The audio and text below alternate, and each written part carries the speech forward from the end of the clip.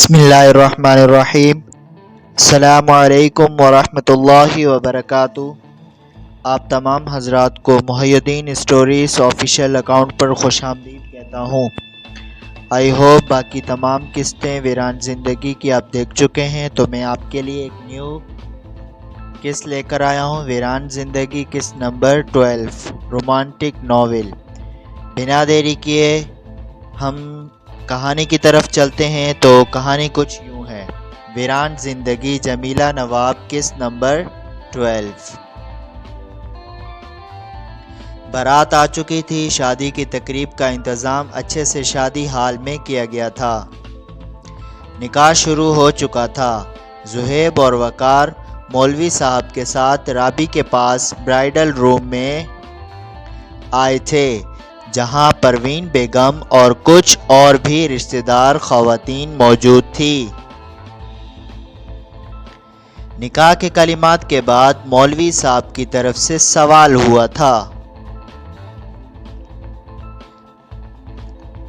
رابعہ، شفیق ولد شفیق احمد، آپ کا نکاح بعوض 50 لاکھ حق مہر عبداللہ ہادی والد نور محمد کے ساتھ کیا جاتا ہے، کیا آپ کو یہ نکاح قبول ہے؟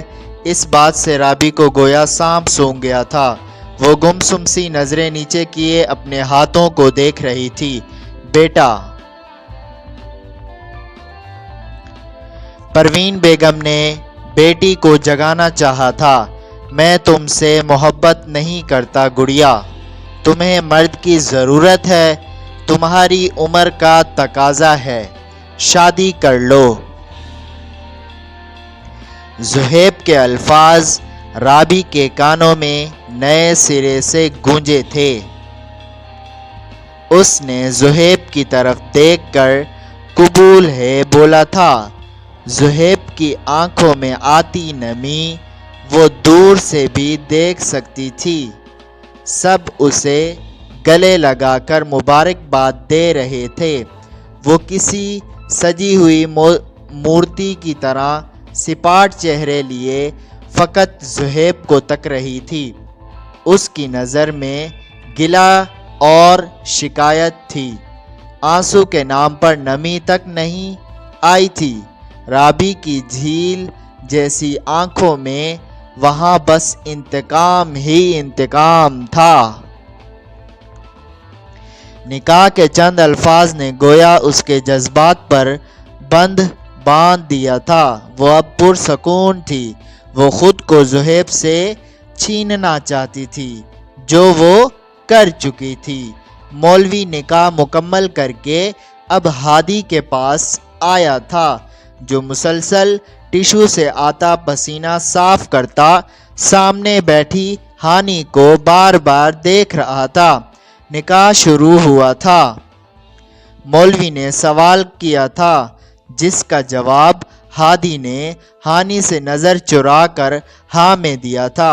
اب میوزک چلا دیا گیا تھا، جس میں کوئی مقامی سنگر دونوں کا نام لے کر گاتے ہوئے مبارکباد دے رہے تھے۔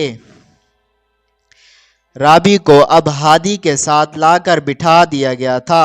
وہ دونوں ساتھ میں خوبصورت جوڑا کہلانے کے سارے ریکارڈ توڑ رہے تھے۔ ہادی کی بیوی کی اس قدر خوبصورتی دیکھ کر ہانی کا دل بند ہونے کو تھا۔ حال میں موجود ہر بندہ دونوں کی جوڑی پر اش اش کر اٹھا تھا۔ اب دونوں کو اسٹیج پر کھڑا کر کے فائر ورکس کیا جا رہا تھا۔ فوٹوگرافر نے ہادی کو اپنے ہاتھ ہانی کی کمر پر رکھنے کو کہا تھا۔ اسی دوران دونوں نے پہلی بار ایک دوسرے کو دیکھا تھا۔ ہادی نہ چاہتے ہوئے بھی اپنی نظر اس پر سے فوراً ہٹا نہیں پایا تھا، جبکہ رابی کو بھی وہ بہت خاص لگا تھا۔ زہیب جو اسے ایسا ہی خوبصورت ہم عمر ہم سفر دلانا چاہتا تھا، آج حقیقت کا سامنا بہت کٹھن لگ رہا تھا۔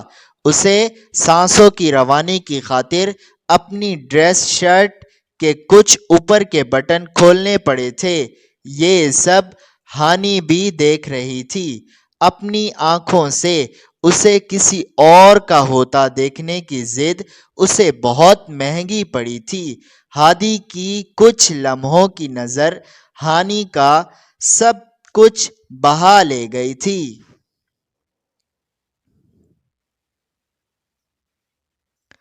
ہانی کے اندر دل کا کوئی حصہ ٹوٹ کر الگ ہوا تھا۔ مزید یہاں رکنا بے موت مارے جانے کی مترادف تھا۔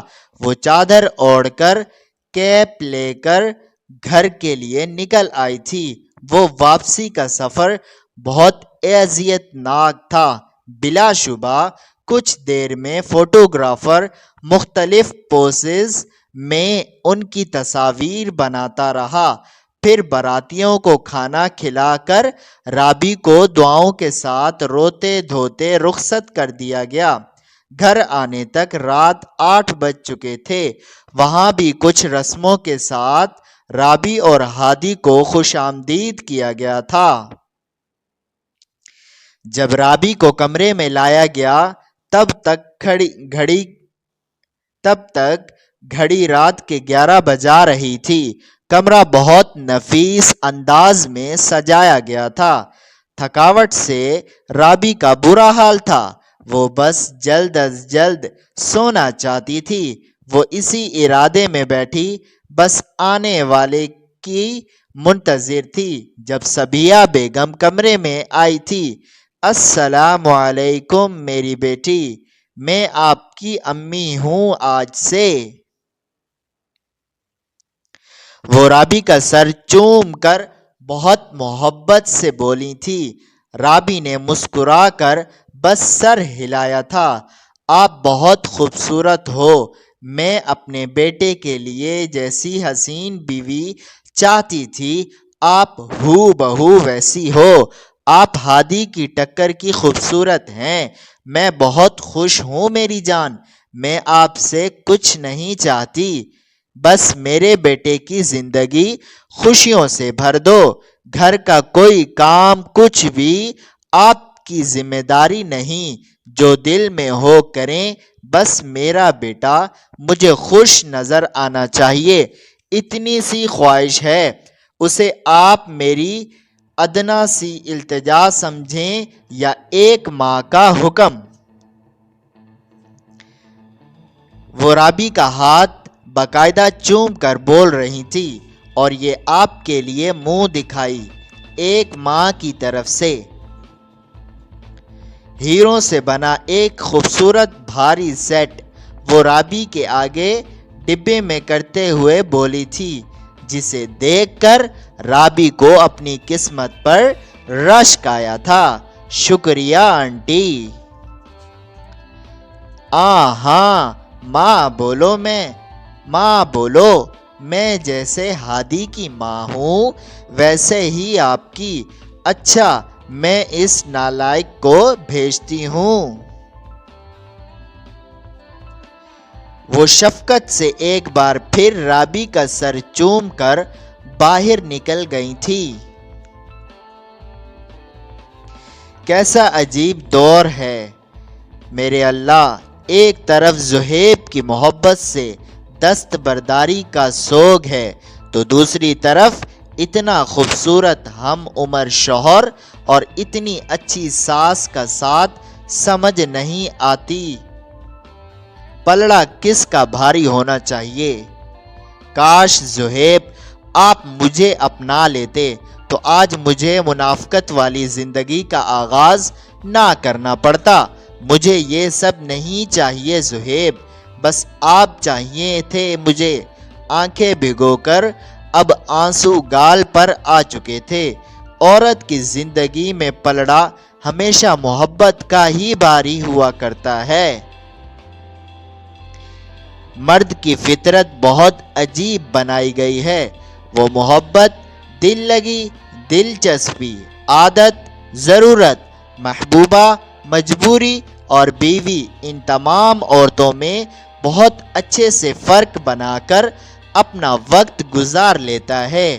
وہ ان تمام عورتوں سے اپنی ضرورت پوری کرتا ہے، اور یہ بات ہے کہ محبت کے خانے میں وہ ایک کو ہی گنتا ہے، مگر بیوقوف عورت سمجھ بھی نہیں پائی وہ مرد کے ہاتھ استعمال ہو چکی ہوتی ہے۔ عورت ان تمام درجوں میں فقط خسارے میں ہے۔ وفا کا خانہ مرد کے دل میں بنایا ہی نہیں گیا۔ ہانی سمجھتی تھی ہادی وہی فاصلہ برقرار رکھے گا جو وہ بتا رہا تھا، مگر ایسا نہیں ہوا تھا۔ خوبصورت لڑکی، وہ بھی بیوی کی صورت، کوئی بھی مرد نہیں چھوڑتا۔ میں یہاں فرض کر کے یہ بھی لکھ سکتا تھا کہ ہادی بہت اچھا تھا، اس نے رابی کو دیکھا تک نہیں، چھونا تو دور، لیکن میں فکشن نہیں لکھ رہی، میں ایک سوشل کہانی لکھ رہی ہوں، اور حقیقت کا عشق اتنا شریف نہیں ہوتا، وہ تو کتا ہوتا ہے جس کے نزدیک عورت ایک گوشت پوست کا ڈھیر اور ہڈی ہے۔ یہ بات ان خواتین کے لیے جن کو اپنے محبوبہ بیوی ہونے کا گمان ہے، نکل آئیں اس غلط فہمی سے۔ سچ تو یہ ہے عورت کی کبھی کوئی جگہ ہوتی ہی نہیں ہے، کوئی آپ کی جگہ نہیں لے گا۔ میں اس فکرے کو نہیں مانتی۔ اپنی ناک، کان اور آنکھیں کھول کر رکھیں۔ ہادی کمرے میں آیا تھا تو رابی کو آنسو بہاتا دیکھ کر وہ فوراً اس کے پاس آ بیٹھا تھا۔ آپ ٹھیک ہیں؟ جی میں تھک گئی ہوں، سونا چاہتی ہوں، چینج کرنا ہے مجھے۔ رابی نے نم آنکھوں میں اور بھی قیامت ڈھا رہی تھی۔ ہادی کو اس میں ہانی نظر آئی تھی۔ اس نے مدہوش سا اس کا ہاتھ تھاما تھا اور منہ دکھائی میں اس کے گلے میں چین، ہاتھوں میں 2 موٹے بھاری کنگن اور انگوٹھی پہنائی تھی۔ رابی کے دل نے شدت سے زہیب کو یاد کیا تھا۔ وہ ہادی کے تیور جان کر اور بھی شدت سے اب رونے لگی تھی۔ جس پر ہادی ہوش میں آیا تھا وہ ہانی نہیں تھی، وہ اٹھ کر دور ہوا تھا۔ آپ چینج کر لیں اور سو جائیں۔ رابی نے شکر کیا تھا۔ وہ کپڑے بدل کر سونے لیٹ گئی تھی۔ آج نیند اس پر بہت جلد مہربان ہوئی تھی۔ ہادی بھی اس کی پہلوں میں چینج کر کے سو گیا تھا۔ اب وہ ہانی کے متعلق سوچ رہا تھا۔ اتنی خوبصورت بیوی، میں کب تک ہانی کا بھرم رکھ پاؤں گا؟ کاش ہانی صرف تم ہی میری بیوی ہوتی۔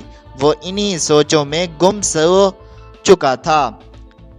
چکا تھا جب اس کی آنکھ کھلی۔ رابی لاپرواہ سی اس کے پہلوں میں سو رہی تھی۔ اس کی خوبصورتی کسی طرح بھی معمولی نہیں تھی، مگر وہ ہانی کا سوچ کر خود کو روک رہا تھا۔ مگر وہ جانتا تھا یہ زیادہ دن ہونا ممکن نہیں ہے۔ اپنے چہرے پر کسی کی نظر کی تپش محسوس کر کے رابی کی آنکھ کھل گئی تھی، جس پر ہادی فوراً سونے کی ایکٹنگ کرنے لگا تھا۔ صبح کے 8 بج رہے تھے، جبکہ ولیمہ رات کے 8 بجے تھا۔ رابی واش روم گئی، منہ ہاتھ دھوئے، اور اب وہ اپنا موبائل ہاتھ میں پکڑے صوفے پر آ کر بیٹھ گئی تھی۔ امی کی مسڈ کال اور وقار کا مس یو کا میسج دیکھ کر اس کا دل بھر آیا تھا۔ وہ پورے کمرے کا جائزہ لینے لگی تھی۔ کمرے میں موجود ایک چیز اپنی قیمت کا برچار کر رہی تھی۔ ہادی آنکھیں بند کیے لیٹا ہوا تھا۔ اس کمرے کے حساب سے واقعی اس کا مالک لگ رہا تھا۔ زہیب، دل سے ایک آہ نکلی تھی۔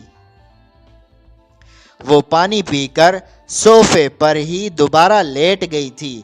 آپ جاگ گئی ہیں تو چلیں ماں کے پاس چلتے ہیں، پھر مجھے کام سے جانا ہے، ولیمے تک آ جاؤں گا۔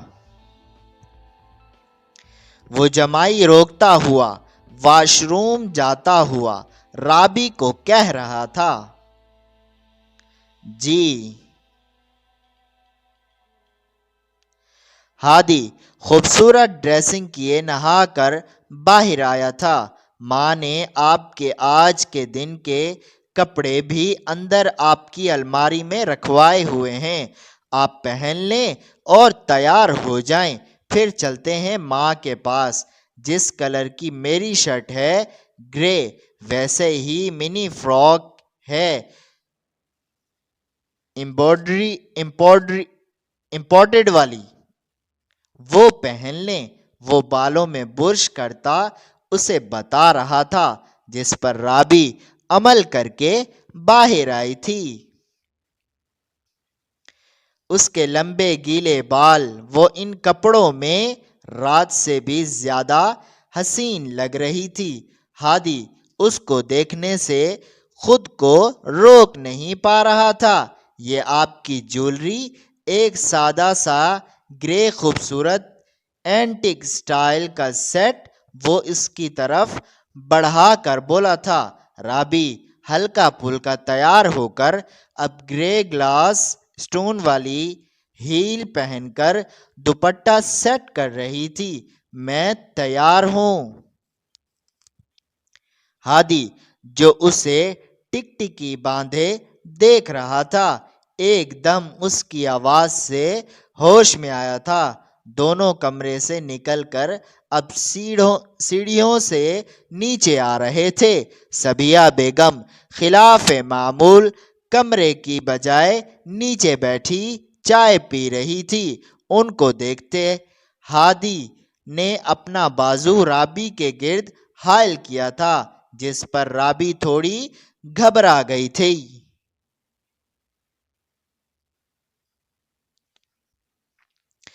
دونوں نے مسکراتے ہوئے ان کو سلام کر کے جھک کے پیار لیا تھا۔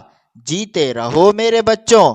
انہوں نے پیار دے کر کچھ نوٹ ان دونوں سے وار کر نوکروں کو دیے تھے۔ ماں میں شام تک آ جاؤں گا، کچھ کام ہے۔ ہادی جو اڑ کر ہانی کے پاس جانا چاہتا تھا فوراً بولا تھا۔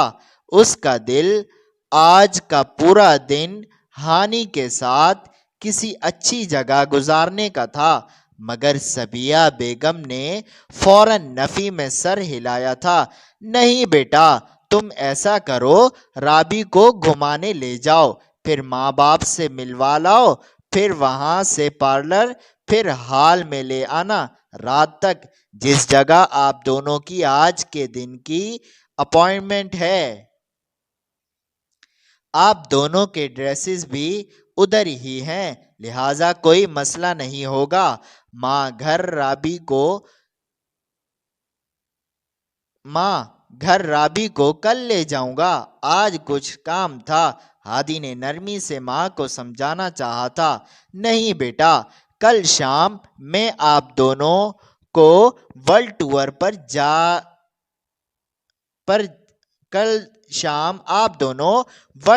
پر جا رہے ہو۔ ایک ماہ کے لیے سب تیاری ہو چکی ہے، میں بیگ تک ریڈی کروا چکی ہوں۔ صبیہ بیگم کی بات سن کر دونوں کے پسینے چھوٹے تھے۔ دونوں نے گھبرا کر ایک دوسرے کو دیکھا تھا، مگر چہرے پر مصنوعی مسکراہٹ سجائے اب وہ ناشتے کا ویٹ کر رہے تھے، جس کا آرڈر صبیہ بیگم نے دیا تھا۔ ناشتے کے بعد اب وہ باہر آ گئے تھے۔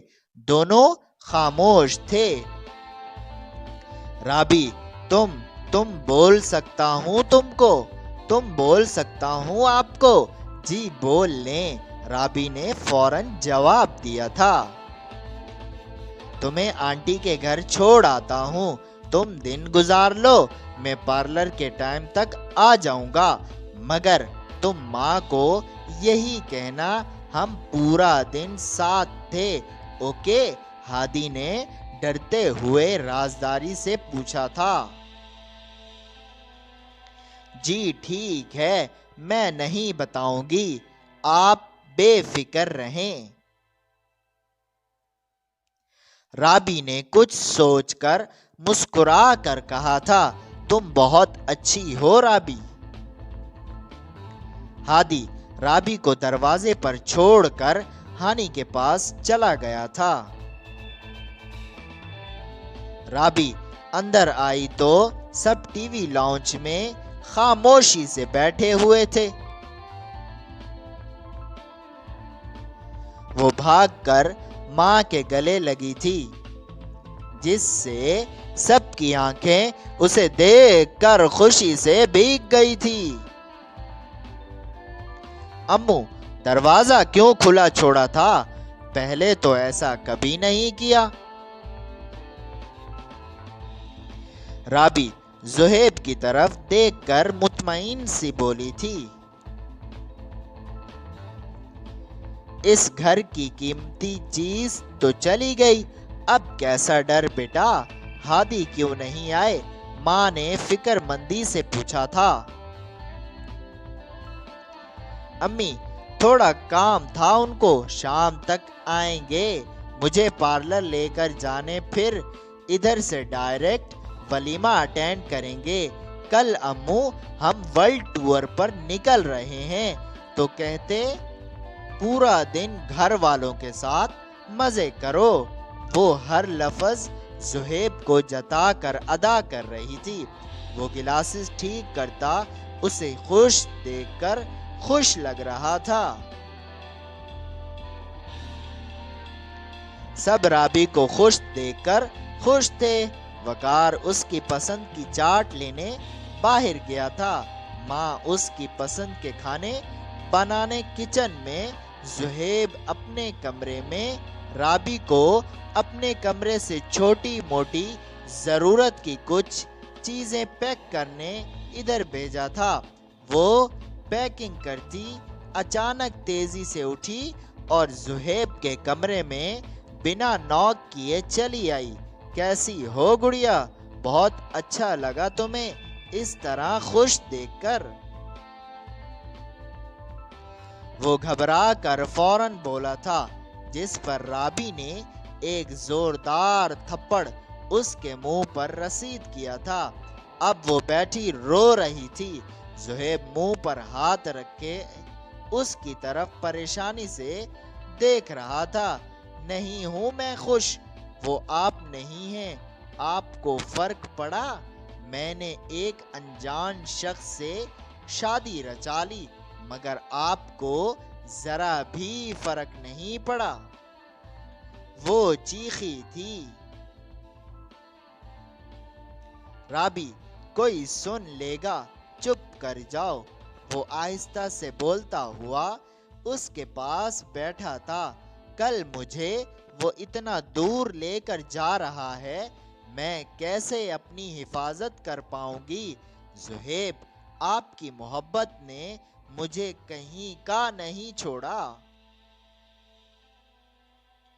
میرا دل ویران ہے۔ یہ قیمتی کپڑے، یہ شان و شوکت اسے آباد نہیں کر سکتی۔ آپ کیوں نہیں سمجھتے؟ وہ تمہارا شوہر ہے، تم پر حق رکھتا ہے۔ زہیب نے اسے سمجھانا چاہا تھا۔ افسوس آپ کو مجھے کھو کر بھی میری محبت کا احساس نہیں ہوا۔ وہ حقارت سے اسے دیکھتی اٹھ کر باہر نکل آئی تھی۔ جاری ہے، ملیں گے آپ سب کو انشاءاللہ ویران زندگی قسط نمبر 13 میں۔ تمام پڑھنے والے اپنے ہونے کا احساس ضرور دلایا کریں۔ میرے چینل کو سبسکرائب کریں، کامنٹس کریں، ہو سکے تو لائک اینڈ شیئر بھی کریں۔ اپنا خیال رکھیے گا، دعاؤں میں یاد رکھیے گا۔ اللہ حافظ۔ اللہ